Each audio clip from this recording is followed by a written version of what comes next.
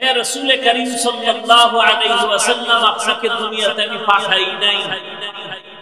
হ্যাঁ, পাঠিয়েছি জগৎ সমূহের রহমত করে। ডাইরেক্ট বললেই তো হইতো আপনাকে রহমত করে জমিনের মধ্যে পাঠাই না।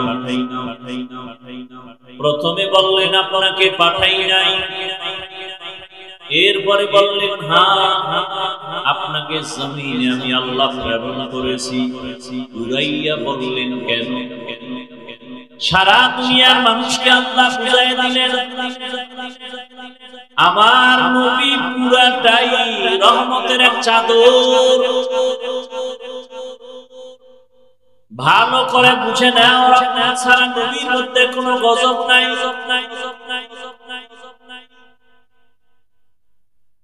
তাও শুধু তোমার ক্ষেত্রে না, জগৎ সমূহের জন্য রহমত। অনেকে এখানে তরজমা করে উভয় জগতের জন্য রহমত। আমি তরজমা করেছি জগৎ সমূহের জন্য রহমত। উভয় জগৎ বলতে দুনিয়ার জগৎ আর পরকাল জগৎ। জগৎ তো আসলে দুইটা না, আরো অনেক। রূহের একটা জগৎ, মায়ের গর্ভের একটা জগৎ, দুনিয়ার একটা জগৎ, কবর একটা জগৎ, হাসরের ময়দান একটা জগৎ, জান্নাত ও জাহান্নাম একটা জগৎ। সব জগতের জন্য আমার আল্লাহ হলেন রহমত, আমার নবী হলেন রহমত। আমার আল্লাহ হলেন রব্বুল আলামিন, আমার নবী হলেন রাহমাতুল লিল আলামিন। রূহের জগতের জন্য আমার নবী রহমত, মায়ের গর্ভের জগতের জন্য আমার নবী রহমত, দুনিয়ার জগতের জন্য নবী রহমত, কবরের জগতের জন্য নবী রহমত, হাসরের ময়দানের জগতের জন্য নবী রহমত, জান্নাতের ভিতরে নবী রহমত, জাহান্নামের মধ্যেও রাসূল রহমত। রূহের জগতে নবী আমার রহমত কিভাবে ভিন্ন আলোচনা। মায়ের গর্ভের জগতে নবী রহমত ভিন্ন আলোচনা, দুনিয়ার জগতের জন্য নবী রহমত কি ভিন্ন আলোচনা, কবর জগতের জন্য নবী রহমত ভিন্ন আলোচনা, হাসরের মাঠের জন্য নবী রহমত ভিন্ন আলোচনা, জান্নাতের ভেতরের জন্য নবী রহমত ভিন্ন আলোচনা, জাহান্নামের ভেতরের জন্য নবী রহমত ভিন্ন আলোচনা। আমি শুধু দুনিয়ার জগতের জন্য নবী কিভাবে রহমত, এই বিষয়ে অল্প কথা বলবো। দুনিয়ার জগতের জন্য নবী রহমত, তাও আবার আলাদা আলাদা। রহমতের নবী আমার কেমন? দুনিয়ার জগতের মুমিনদের জন্য নবী আলাদা রহমত, দুনিয়ার জগতে বেঈমানের জন্য নবী আলাদা রহমত, দুনিয়ার জগতে পুরুষের জন্য নবী আলাদা রহমত, মহিলাদের জন্য নবী আলাদা রহমত। মানুষের জগৎ ছাড়া ভিন্ন যত জগৎ আছে, প্রাণীর জগৎ, জঙ্গলের প্রাণ, সমুদ্রের প্রাণীর জন্য আমার নবী রহমত, সূর্যের জন্য নবী রহমত, চাঁদের জন্য নবী রহমত, জমিনের জন্য নবী রহমত, আসমানের জন্য নবী রহমত। নবীকে আল্লাহ পাক রহমত করে পাঠাইলেন, এমন একটা জায়গায় পাঠাইছেন যেই জায়গাটা বড় দামি, কিন্তু যেই সময় পাঠাইছেন ওই সময় বড় বেতাল অবস্থা। রহমতের নবী মক্কা নগরীতে আসেন এমন অবস্থায় যে মক্কা জমিনের মানুষগুলো চরিত্রহীন, মক্কার মানুষের মতো খারাপ আর মানুষ দুনিয়ার আর কোথাও ছিল না। এতটাই খারাপ যে নারী আর পুরুষ উলঙ্গ হইয়া বাইতুল্লাহ দেওয়ালে তাওয়াফ করে, সব উলঙ্গ একসাথে।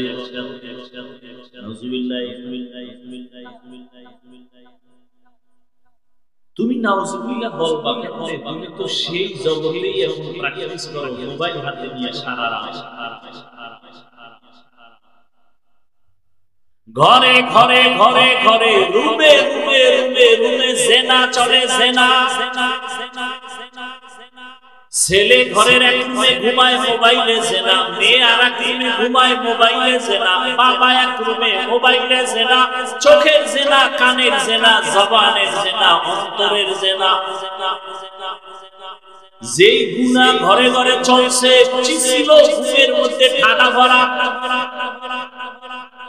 উচিত ছিল ঘুমের মধ্যে চেহারা শুকরের মতো হয়ে যাওয়া।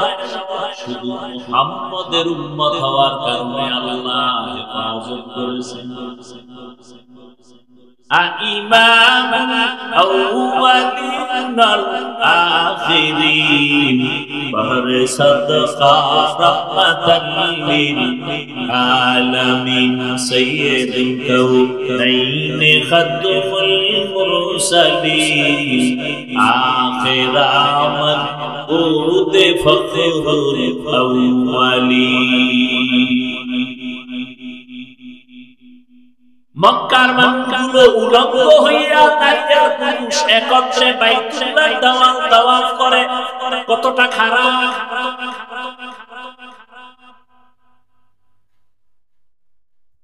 আমগো দেশটা কি ওই তুলনায় একেবারে যে ভালো তা না। ঢাকার হোটেলে হোটেলে কি পরিমাণ অপরাধ চলে, ক্লাবে ক্লাবে কি পরিমাণ অন্যায় চলে। বলার মানুষ নাই, শোনার মানুষ নাই, বিরোধিতা করার মানুষের অভাব নাই। কি একথা কেউ শুনবে না, কেউ বলবেও না, বিরোধিতা করবে। কেন? শিয়ালের হাতে মুরগি আমান। কার হাতে? শিয়ালের হাতে মুরগি দিয়া কয় 3 দিনের আমানত। শিয়াল কয় দোয়া চাই মা, এক সেকেন্ড না পেটের ভেতরে গিয়ে কিমা হয়ে গেছে। কল্লা দিতে পারি, মুরগি দিতে পারবো। শিয়ালের হাতে মুরগি দিলে যা হবে, মাদ্রাসা মসজিদের আর ধর্মের চাবি সুদখোর ঘুষখোর আর বেনামাজির হাতে দিলে তো তাই হবে। ধর্মের চাবি সুদখোর ঘুষখোরের হাতে দিছে কে? জিবরাইল। কারা? আমরা বলতে লজ্জা লাগে, ভোটের আগের রাত্রে চোরের মতো পায়খানার নামে টাকা খাইছো, তখন আর লজ্জা লাগে না। বাথরুমে গিয়া 10 গ্রাম পায়খানা খাইবো, এরপরে পাগলা পীরের বাজারে যাইয়া হালাল সাবান দিয়া কুলি করিও বন্ধ থাকবে না। কিন্তু যারা ভোটের আগের রাইতে টাকা খাইছো, জাহান্নামের আগুন ছাড়া গন্ধ যাবে না। নিজে খাইছো হারাম হারাম হারাম। পায়খানা খাইলে এতটা আল্লাহ বেজার হইতেন না। এই টাকা খাইছো যারা, এদের উপর আল্লাহ যেই পরিমাণ বেজার বেজার বেজার বেজার। আমার ওয়াজে হেদায়েত এত সোজা, তাই তো আগামীতে এমপি আনতে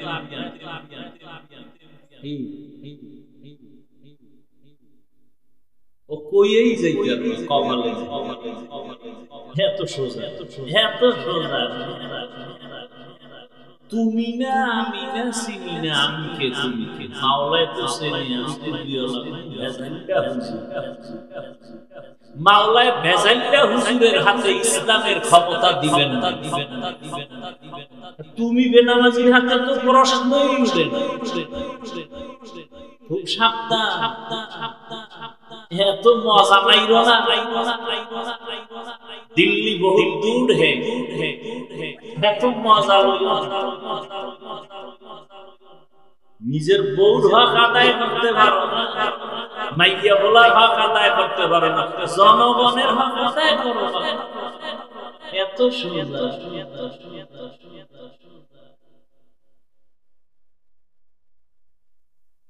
হায় হায় হায় হায়, বড় কঠিন হালাত।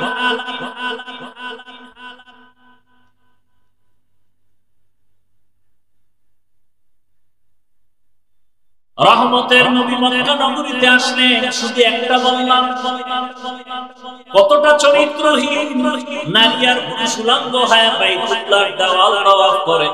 অথচ বাইতুল্লাহ কত দামি, যে বাইতুল্লাহর সীমানার মধ্যে, বাইতুল্লাহ যারা দেখছেন চার দেয়ালের একটা ঘর, এতটুকুই না, বহু দূর চারদিকে এরিয়া দেওয়া আছে, অনেক দূরে দূরে দূরে দূরে সীমানা দেওয়া আছে।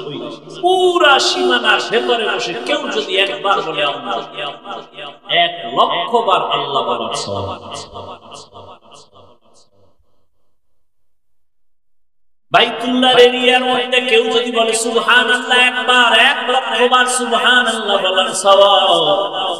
এত বড় দামি ঘর বাইতুল্লাহ, এই ঘরের দিকে শুধু তাকায় থাকবে সওয়াব সওয়াব সওয়াব, শুধু তাকায় রয়েছে সওয়াব। ইন্না আউওয়ালা বাইতিন উযিআ লিন-নাসি লাল্লাযী বিবাক্কাতা মুবারাকাও ওয়া হুদান ওয়া হুদান লিল-আলামিন।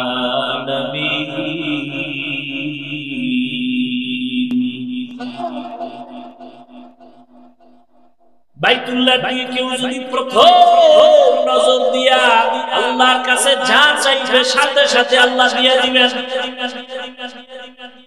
বাইতুল্লাহ গিয়া যদি কেউ প্রথম তাকানো মাত্রই আল্লাহর কাছে যা চাইবে তাই পাবে। সেই বাইতুল্লাহর পাশের মানুষগুলো কত খারাপ, কোন পশু জবাই কইরা রক্ত লাগায় বাইতুল্লাহর দেওয়ালে মনে করে কুরবানি করবে। আল্লাহ আয়াত নাযিল করে বলেন লাইয়ানাল্লাহা দুহুহা ওয়ালা দিমাউহা ওয়ালাকিন ইয়ানালুহু তাকওয়া মিনকুম। আর কত খারাপ মক্কার মানুষ, মেয়েদের পছন্দ করে না, মহিলারা মাসে অসুস্থ হয়ে গেলে বিছানা আলাদা করে দেয়, কন্যা সন্তান আসলে মা বাবায় দরজা লাগায় দেয়, লজ্জায় বাজারে যায় না। কন্যা হওয়া মানে অভিশাপ। ও জাতি ভালো করে শুনো, আম্মা জানেরা ভালো করে শুনে, চান্দাবাজার ধান্দাবাজ চরিত্রহীন লম্পটের স্লোগানের পেছনে দৌড়াইয়েন না। যারা বলে ইসলাম নারীর সম্মান দেয় নাই, এরা চরিত্রহীন লম্পট, এরা নারীদের রাস্তায় নামাইয়া চায় জেনা করার সামগ্রী বানাবে। বাংলাদেশকে জেনার আড্ডাখানা বানাতে চায়, পুরো দেশটাকে ফ্রস্কোয়াটার বানাতে চায়। এরা দেশের দুশমন, এরা নারীর দুশমন, এরা স্বাধীনতার দুশমন, এরা আল্লাহর দুশমন, এরা রাসূলের দুশমন, এরা কোরআনের দুশমন, এরা ইসলামের দুশমন। ভালো করে শুনে, মক্কার মানুষগুলো কন্যা পছন্দ করে না, ছেলে হলে ঈদের আনন্দ করে, মেয়ে হলে দরজায় তালা লাগায় দেয়, বিধবা নারীদের সমাজের বাইরে ফেলে দেয়। নারী মানে অভিশাপ। রহমতের নবী সেই জমিনে আসেন, আশা মাত্র পরিবর্তন শুরু হয়ে গেল। কেমন নবী? বলে বিশ্ব নবী, শ্রেষ্ঠ নবী। বলে কেমন শ্রেষ্ঠ? তুই যেদিকেই আঙ্গুল দেখাবি সেদিকেই নবী শ্রেষ্ঠ। জ্ঞানের বেলায় নবী তুলনাহীন, দৈহিক গঠনের বেলায় নবী তুলনাহীন। নবীজির চেহারা এত সুন্দর, একটা নজর দিবে একবার, মহব্বতের নজর দিলেই জাহান্নামের আগুন হারাম। কেমন মায়ার নবী আমার! কেউ যদি ভক্তি ভরে একটা নজর দেয়, 7 দিনের ক্ষুধা পেটে থাকে না। কেমন রহমতের নবীর, যেই রহমতের নবী রাস্তা দিয়া চলে পাশের গাছ মতো হইয়া নবীজির সালাম দেয়। কেমন মায়ার নবী আমার, যে নবী রাস্তা দিয়া চলতেছেন, মেঘের খণ্ডে ছায়া দেয়, ছাতি লাগে না, নবীর শরীরে সূর্যের গরম লাগে যেন কষ্ট না হয়, মেঘের খণ্ডে ছায়া দেয়। নবীজির শরীর মোবারকে মশা মাছি পড়ে না হারাম। নবী যেখানে কদম দেয় ওখান থেকে দীর্ঘ বছর শুধু মিশকের ঘেরাও। আম্মা জান আয়েশা রাদিয়াল্লাহু আনহা বলেন, নবীজির ঘাম বোতলে ভরে রাখতাম আর আমরা আতর হিসেবে ব্যবহার করতাম। কেমন নবী নবীর যুবক, চিনি না সেই নবী আমার, যিনি তার হায়াতে কোনদিন একটা মিথ্যা কথা বলেন নাই, কোনদিন একটা গালিও নবীজি কাউকে দেন নাই। হাজারো গালি মানুষ দিছে, নবী একটা গালির জবাবও দেন নাই। কেমন ধৈর্য ধারণ করেওয়ালা নবী, জীবনে নবীজি চোখ দুইটা গরম করে কারো দিকে তাকান নাই, গরম চোখে তাকান নাই। সেই নবীর উম্মত আমরা। কেমন মায়ার নবী আমার,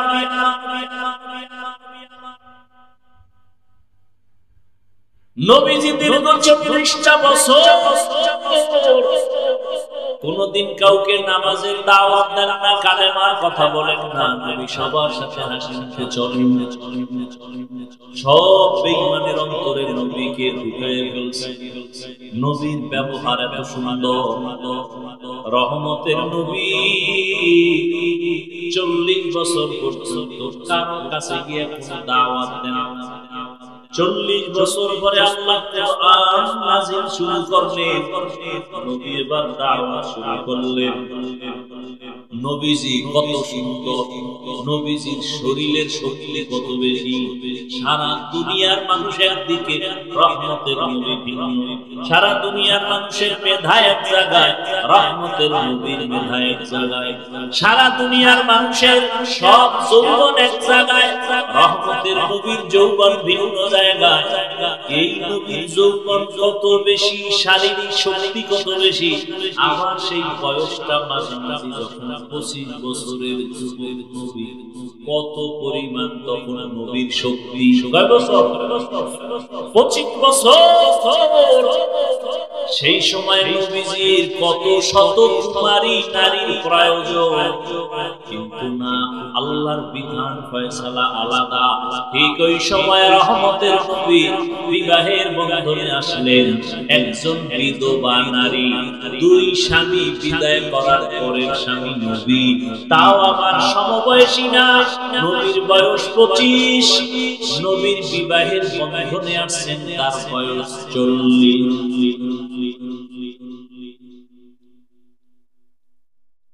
তাও আবার নিঃসন্তান না, 2 সন্তান আগে হয়ে গেল।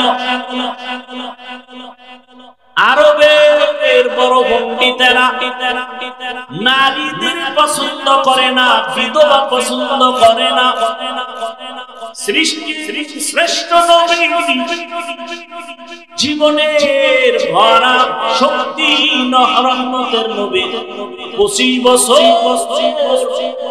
ওই সময় বিধবা নারী, তাও আমার বয়স 40 বছর। নবী তাকে বিবাহ করলেন, 2 জন স্বামী চলে গেল, আবার সন্তান 2 এর অধিক হয়ে গেল। এই নবী বিবাহ করলেন খাদিজা রাদিয়াল্লাহু আনহা। সারা দুনিয়ার বেঈমান আর নাস্তিক আর চরিত্রহীন লম্পটের গোষ্ঠীকে জানায় গেল, এই চরিত্রহীন দুনিয়াদারেরা, নারী লোভীরা, চরিত্রহীন লম্পটেরা, শুনেরা, রহমতের নবী ইতিহাস করে গেলেন, ইসলাম সারা নারীর অধিকার আর সম্মান কেউ দিতে পারে না।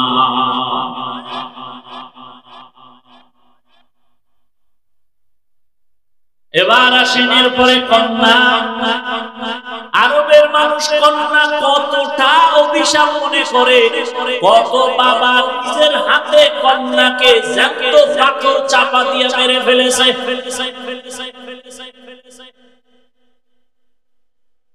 কতটা খারাপ ছিল মানুষ।